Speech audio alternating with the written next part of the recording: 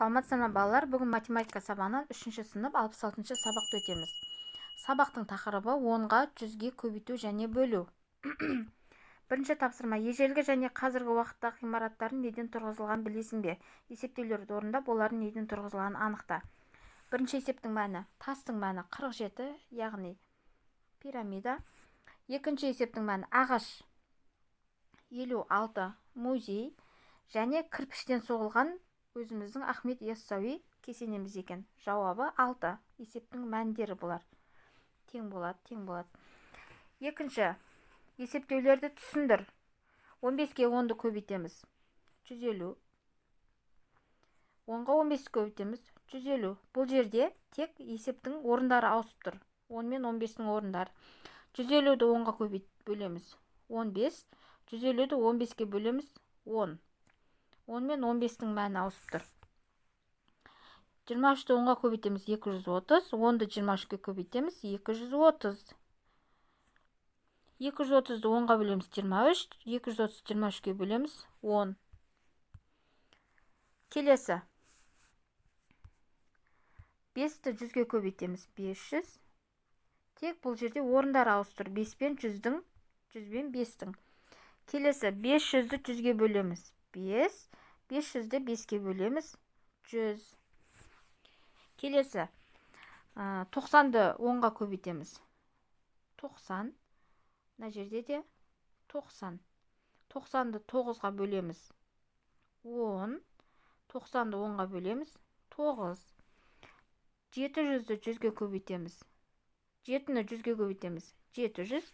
100-ді 7-ге көбейтеміз. Және 700. Орындары ауысып тұр тек. 700-ді 7-ге бөлеміз. 100. 700-ді 100-ге бөлеміз. 7. Үлгі бойынша екі баған құрастырып оларды есепте. 24-ді 10-ға көбейтеміз. 240. Енді керісінше 10-ды көбейтеміз 24-ке. Тең 240. Енді 240-ды бір нөлді өшіреміз.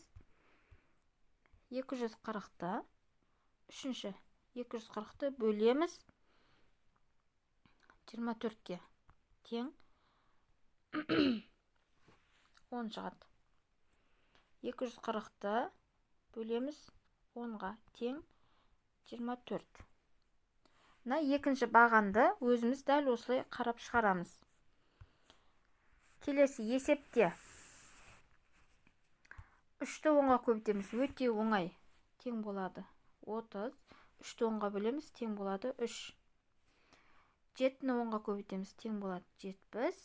70-ті 10-ға бөлеміз. Тең болады 7. 2-ні көбейтеміз 100-ге. 200. 200-ді бөлеміз 100-ге. 2. 8-ді көбейтеміз 100-ге. 800. 800-ді бөлеміз 100-ге. Тең болады 8. 34-ті көбейтеміз 10-ға. Тең болады 340. 340-ті 10-ға бөлеміз. Тең болады 34. 46-ны 10-ға көбейтеміз. 460. 460-ті 10-ға бөлеміз. Тең болады 46. 800. 830. 83. Тең болады 540. Тең болады 54. Мына жеріміз 0. Өте түсінікті, дәптерге мұқият жазамыз.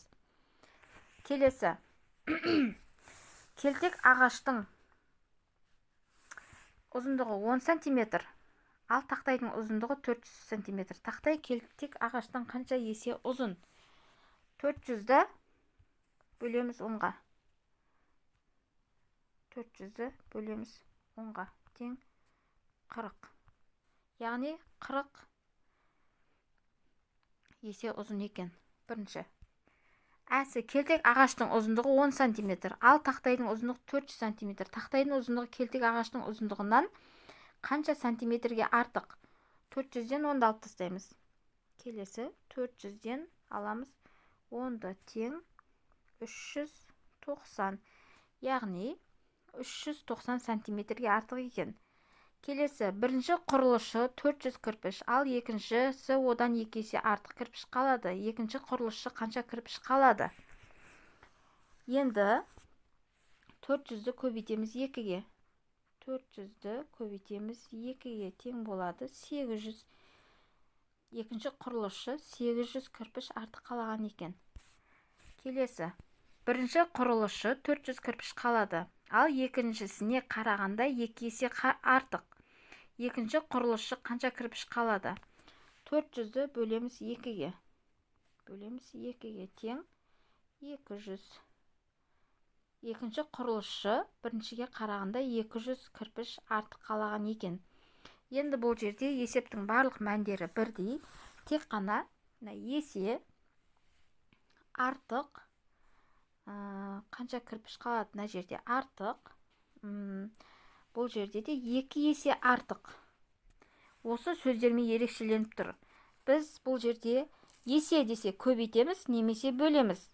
Есе артық, есе кем десе көбейтеміз, немесе бөлеміз. Ал артық десе азайтамыз, немесе қосамыз. Түсінікті ма? Келесі. Балалар демалыс орнынан 10 автобуспен қайтты. Әр автобуста 15 қыз және 23 ұл бар. Демалыс орнынан барлығы неше бала үйлеріне оралды. Енді біз ұл балалар мен қыз балалар санын бір-біріне қосамыз да, оны 10-ға көбейтеміз. Яғни 380 бала үйлеріне қайтқан екен. 8-ші тапсырма қосу, азайту, бөлу және көбейту амалдары берілген. Есептің тек мәнін айтып кетейін. Бірінші есеп тең болады 14. Екінші есеп тең болады 3.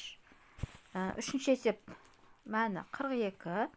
Төртінші есеп 98. Бесінші есеп 22. Алтыншы есеп 13. Бұл жерде бірінші жақшаның ішін орындаймыз. Одан кейін бөлу немесе көбейтуді орындаймыз. Содан кейін барып есептің мәні шығады. 9-шы тапсырма. Қорапта 4 қызыл және 4 көк моншақ бар. Егер қораптың ішіне қарамай бесеуін алсақ, онда ең болмағанда оның біреуі қызыл моншақ болуы мүмкін бе? Енді қараймыз. Қызыл моншақ 1, 2, 3, 4. Көк моншақ 1, 2, 3, 4. Біз осы қораптан 8 моншақтың ішінен бесеуін алсақ, біреуі қызыл болуы мүмкін бе? Әрине мүмкін. Міне бесеу аламыз. Бір қызыл шықты. Енді бұлай аламыз. Тағы біреу емес, 2 шықты. Енді бұлай алып көреміз. 2 көк, 3 қызылдан. Яғни бұл жерде 3 қызыл. Бесеу алсақ, кемінде 1 моншағымыз біздің қызыл болады екен. Бүгінгі сабақ осымен аяқталды. Каналға тіркеліп қойыңыздар, сау болыңыздар.